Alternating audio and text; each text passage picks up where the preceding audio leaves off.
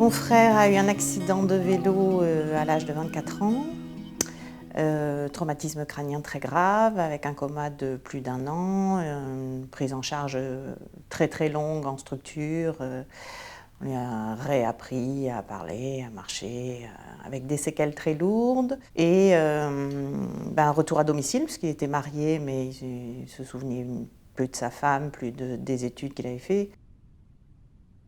Ça a toujours été ma mère qui s'est sacrifiée, je dirais, et qui a vécu toujours auprès de lui pour l'amener à une meilleure autonomie possible. Mais il n'y avait pas d'autonomie possible dans le cadre d'une vie seule en appartement ou quelle qu'elle soit.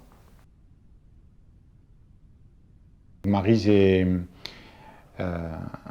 handicapée mentale depuis sa naissance. C'est parce qu'elle est née juste après la guerre et ma grand-mère a accouché à la ferme et ça s'était pas bien passé à l'époque.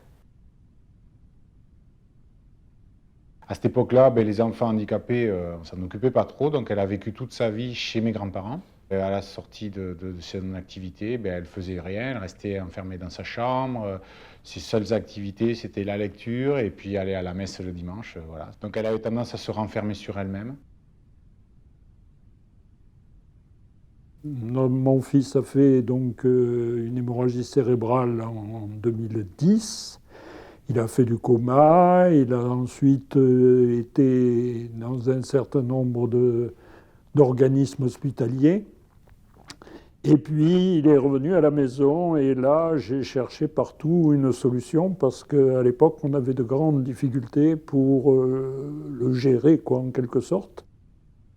Et à l'époque, je me rappelle, j'allais visiter notamment une gamine, je me rappelle, elle avait 25 ans, traumatisée crânien, qui était en maison de retraite parce qu'il n'y avait pas d'autre structure où les mettre, quoi. C'est toutes ces situations familiales absolument dramatiques qui ont fait qu'on s'est dit il faut se projeter, voilà. Au bout d'1 an et demi de la présence de mon fils à la maison, on m'a proposé de l'accueillir dans une maison de TCA.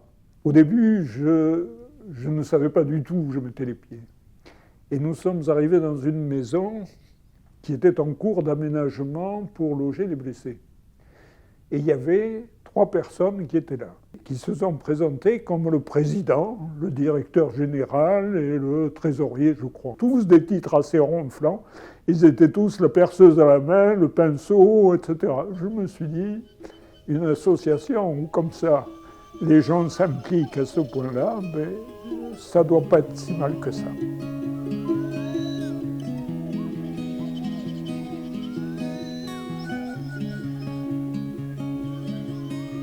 Ce projet a apporté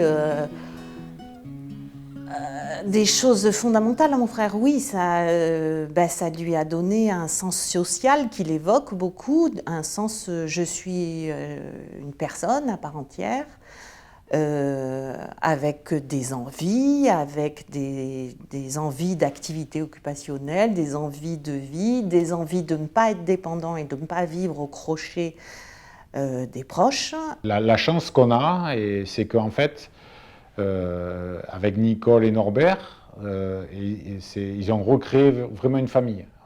On dirait des frères et sœurs. Elle s'ouvre plus facilement aux autres, elle retrouve du plaisir à faire plein de choses. Elle a fait du théâtre, elle a fait du slam, elle a fait de la peinture, elle fait de la zumba maintenant. Enfin, vraiment, c'est des choses que jamais on n'aurait pu nous lui apporter si elle était restée chez nous. Le fait de vivre dans une maison collective comme ça, de petite taille, avec des aides qui sont généralement toujours les mêmes. Dans ces conditions, effectivement, son état d'esprit s'est considérablement amélioré et du coup, ça a joué beaucoup sur sa santé psychique. C'est très chaleureux, c'est très familial. Il n'y a pas une année où on ne fête pas l'anniversaire de mon frère. Toutes les tierces personnes arrivent avec un petit cadeau. Il a des cartes postales. Enfin, c'est vraiment très chaleureux, très simple, très sain.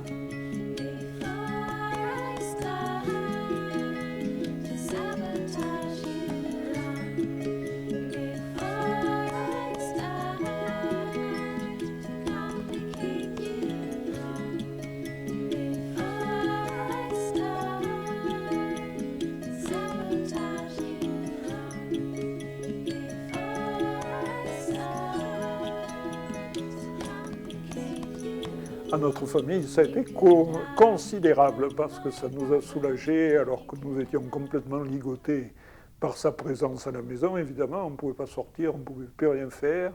Le fait qu'il puisse acquérir une certaine autonomie dans cette maison, et puis ça nous a libérés complètement. Lui, il a sa vie, je sais que c'est bien, je sais qu'il est content, je sais que ça se passe bien, et ça me permet, moi, d'aller bien. Puis ça me rassure parce que, sur quelque chose de très très pratique, c'est que je sais que 24 heures sur 24, il y a des gens qui s'en occupent. Comme j'avais trouvé que cette solution était vraiment tout à fait extraordinaire, remarquable, je me suis dit qu'il fallait apporter un peu de soutien, quoi. Effectivement, mon fils est arrivé dans une maison dans laquelle il y avait un grand jardin, qui était à l'époque complètement en friche. Et donc je leur ai effectivement planté des pommes de terre, des tomates, enfin un certain nombre de choses. À la maison, il y a eu des travaux qui ont été faits sur le collectif pour la salle de bain. Bon, moi je suis venu installer une partie électrique puisque c'est mon métier. Je crois que Serge, le frère de Nicole, est venu aussi participer. On est tous impliqués dans la vie de la maison et le fait de se retrouver de temps en temps, c'est toujours très très agréable.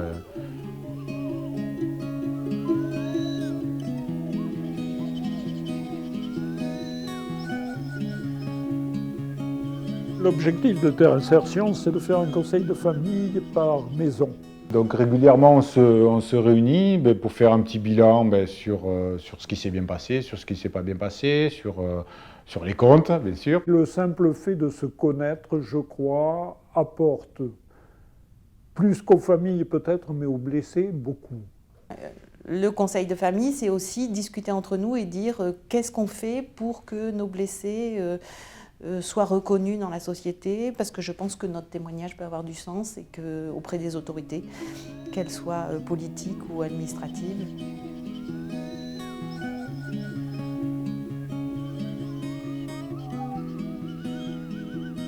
Très honnêtement, si j'avais à dire des choses sur le personnel de TCA, je ne pourrais dire que des félicitations. Il y a un échange très régulier et les solutions sont toujours trouvées. La réussite de ces maisons, c'est aussi le personnel qui travaille dedans.